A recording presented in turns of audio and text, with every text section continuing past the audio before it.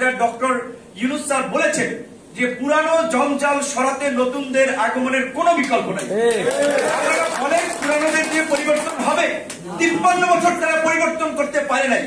আগামী 1 বছর পর একটা নির্বাচন হলে কি পরিবর্তন করবে? তাদের মেন্টালিটি তো এখনই দেখতে পাচ্ছেন। আমি বলতে চাই না, আপনারা খুঁজে দেখেন কোন জায়গায় কি হচ্ছে। পরিষ্কার ভাবে বলছি, বাংলাদেশে নতুন রাজনীতি, নতুন নেতৃত্ব ছাড়া নতুন বাংলাদেশ বিনির্মাণ সম্ভব। নতুনদেরকে এগিয়ে আসতে হবে এবং জনগণের কাছে যেতে হবে।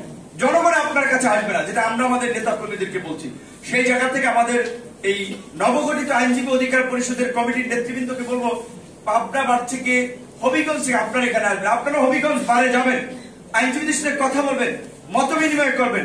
আমাদের যে রাজনৈতিক ভীষণ সেটা নিয়ে তাদের সাথে আলোচনা করুন।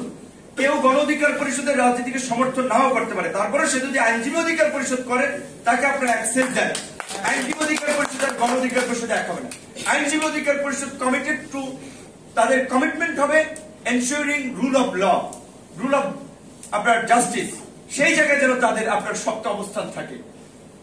কাজেই সেই ক্ষেত্রে কেউ যদি আইনজীবী গণ অধিকার সরাসরি নাও করে আইনজীবী অধিকারে যুক্ত হতে চায়, আমি মনে করি মামুন ভাই যেটা বলছে, আপনারা যদি এই ধরনের মেন্টালিটি, একটা উদার মানসিকতা পোষণ করেছে, এটা একটা পেশাজীবী সংগঠন, যেটা শেখ হাসিনা গত 15 বছরে কোন পেশাজীবী সংগঠন রাখে নাই। প্রেস ক্লাব, আপনার হাইকোর্ট, এই বার কাউন্সিল, আপনারা তো দেখেছেন কিভাবে নির্বাচনগুলো হয়েছে। এবং এই যে ফ্যাসিবাদ আজকে কায়েম হয়েছে, এই ফ্যাসিবাদ শুধু রাজনৈতিক ভাবে কায়েম হয় নাই, মিডিয়া, সাংবাদিক, প্রশাসন, বড় একটা বেনিফিশিয়ারি গ্রুপ তো শেখ হাসিনা তৈরি করেছিল। আজকে মিডিয়ার ভাইদের আমরা একটা কথা বলতে চাই, এখন আপনাদের জন্য সুযোগ। আমার নিজের একটা কথা বলি, যে কিছুদিন আগে পটুয়াখালীর একটা নিউজ করেছিল, একটা চত্বর পোস্টার দিয়ে ভরে ফেলেছে। সেখানে বিএনপির লোকের পোস্টার ছিল, আমাদেরও লোকজনের কিছু পোস্টার ছিল। নতুন লোক এত খেয়াল করে নাই।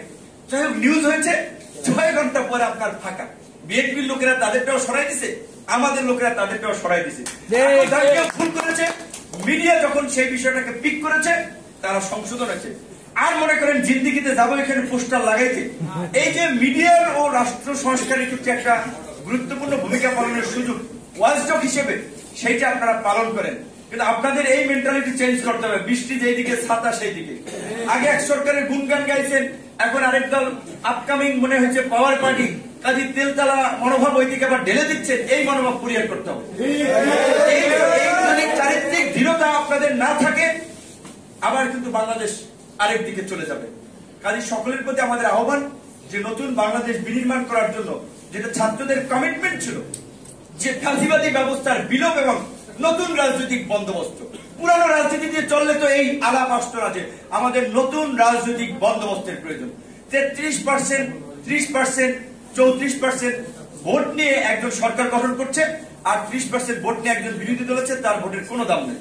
সেখানে রাজনৈতিক দলগুলো আলাপ করছে যে এখন সংখ্যানুপাতিক নির্বাচন বা প্রপোর্শনাল ইলেকশন সিস্টেমে যেতে, অর্থাৎ প্রত্যেক ভোটের একটা মূল্যায়ন থাকবে এবং সকলের অংশগ্রহণের মধ্যে যে একটা ইনক্লুসিভ পার্লামেন্ট হবে। আমি বলছি এটা করতেই হবে। সবাই আলাপ তুলছে, আলাপ করেন, তর্ক করেন, ফাইনাল সিদ্ধান্ত সরকার নেই। দ্বিকক্ষ বিশিষ্ট পার্লামেন্টের কথা বলছে। পুলিশকে দলীয়করণ থেকে মুক্ত করার জন্য একটা স্বাধীন পুলিশ কমিশনের কথা বলছে। এই ধরনের যে রিফর্মের কথা আসছে, ইলেকশন কমিশন কি প্রক্রিয়ায় গঠিত হবে, আপনারা প্রথমে গুগলে একটু সার্চ দিবেন। অনেক বলছে ইন্দোনেশিয়াতে যে প্রক্রিয়ায় ইলেকশন কমিশনটা গঠিত হয়, আমরা কিছুটা সেই প্রক্রিয়াটা অনুসরণ করতে পারি। একটা সার্চ কমিটি হবে, সার্চ কমিটি জনগণের কাছে, আইনজীবীদের কাছে, রাজনৈতিক দলগুলোর কাছে নাম চাবে, তাদের নিয়ে গণশুনানি হবে যে এই নির্বাচন কমিশন অ্যাপ্লাই করেছে, সে তার বিরুদ্ধে আপনাদের কোনো অভিযোগ আছে কিনা। এরকম আপনার গণশুনানির পরে সঠিক মানুষকে বাছাই করা হবে 5 জন কিংবা 7 জন নির্বাচন কমিশন হিসেবে, কিংবা 3 জন। তারা একটা নিরপেক্ষ নির্বাচন করবে। নির্বাচন কমিশন ডিসি, এসপিরা রিটার্নিং অফিসার হবে না, কারণ তাদের যে দীর্ঘদিনের প্র্যাকটিস, তারা দলীয় গণ্ডির বাইরে অনেক ক্ষেত্রে ভূমিকা রাখতে পারে না। নির্বাচন কমিশনের একটা স্বাধীন ক্যাডার লাগবে। জেলা উপজেলায় যে নির্বাচনী কর্মকর্তা আছে, তাদের রাজনৈতিক আইডেন্টিটি বের করে স্বচ্ছ লোকগুলোকে নিয়োগের মাধ্যমে একটা স্বাধীন নির্বাচনের দিকে আমাদেরকে হাঁটতে হবে। এই ধরনের আলাপগুলো আসছে, আলাপ আরো চলবে এবং এই সরকার সেখান থেকে একটা সিদ্ধান্ত নেবে। তার জন্য তাদেরকে সময় দিতে হবে, আলোচনার প্রয়োজন আছে। অস্থির হইলে চলবে না। পরিষ্কার কথা, এটা তো আমাদের একজন উপদেষ্টা বলেছে, এটাই বাস্তব। ক্ষমতার পালা বদলের জন্যই ছাত্র জনতা রাজপথে জীবন দেয় নাই। রাষ্ট্র পুনর্গঠন, রাষ্ট্র মেরামত করে মানবিক গণতান্ত্রিক রাষ্ট্র বিনির্মাণ করার জন্য জীবন দিয়েছে। এই সংস্কার করতে হবে অন্তর্বর্তীকালীন সরকারকে। এই সরকারের দুর্বলতা আছে, সেটি নিয়ে আমরা সমালোচনা করছি। আমরা সহযোগিতা করে দুর্বলতাগুলো কাটিয়ে উঠবো। আজকে পার্বত্য চট্টগ্রামের কথা বলা হচ্ছে, এদিকে মাইনরিটি কমিউনিটির বিভিন্ন ইস্যুর কথা বলা হচ্ছে।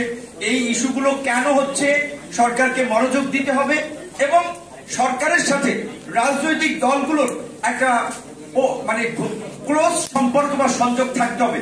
সেদিক থেকে আমরা অনেকদিন ধরে বলে আসছি, এই সরকারের অবস্থানকে টেকসই করার জন্য, স্থিতিশীল করার জন্য আরো বিভিন্ন রাজনৈতিক দলের প্রতিনিধিদের নিয়ে একটা জাতীয় সরকার করতে পারে, আরো 8-10 জনকে বাড়িয়ে কাঠামোটা বড় করতে পারে। কারণ সরকারের 21 সদস্য বিশিষ্ট উপদেষ্টা কমিটি পরিপূর্ণভাবে ফাংশন করতে পারছে না। এটা প্রমাণিত গত 1.5 মাসে। গতকালকে একটা পত্রিকার জরিপ, 51% মানুষ সরকারের পারফরমেন্সে সন্তুষ্ট, 49% সন্তুষ্ট না। এটা কিন্তু একটা ভয়ঙ্কর সরকারের জন্য মেসেজ যে 1.5 মাসে তাদের 49% সমর্থন কিন্তু কমে গেছে। সুতরাং সরকার যদি জনগণের পালস বুঝতে না পারে, রাজনৈতিক দলগুলোর সাথে তাদের গ্যাপ থাকে, তাহলে কিন্তু তাদের জন্য বিপদ হয়ে দাঁড়াবে। আর এই সরকার যদি ব্যর্থ হয়, বাংলাদেশ আরেকটা বিপর্যয়ের মুখে পড়বে, যেটা আমাদের ডেপুটি অ্যাটর্নি জেনারেল আপনার আমাদের এরশাদুল বারী ভাই বলেছেন যে বাংলাদেশ তার এই রকমের সুযোগ পায় না। এরকম একজন লোককে আমরা প্রধান হিসেবে পেয়েছি। আপনার ওই জঙ্গিবাদের প্রোপাগান্ডা, উগ্রবাদের প্রোপাগান্ডা, সেই সমস্ত প্রোপাগান্ডা আন্তর্জাতিক মার্কেট আর খাওয়াতে পারবে না। সুতরাং এই সরকারকে আমাদেরকে সাকসেস করতেই হবে।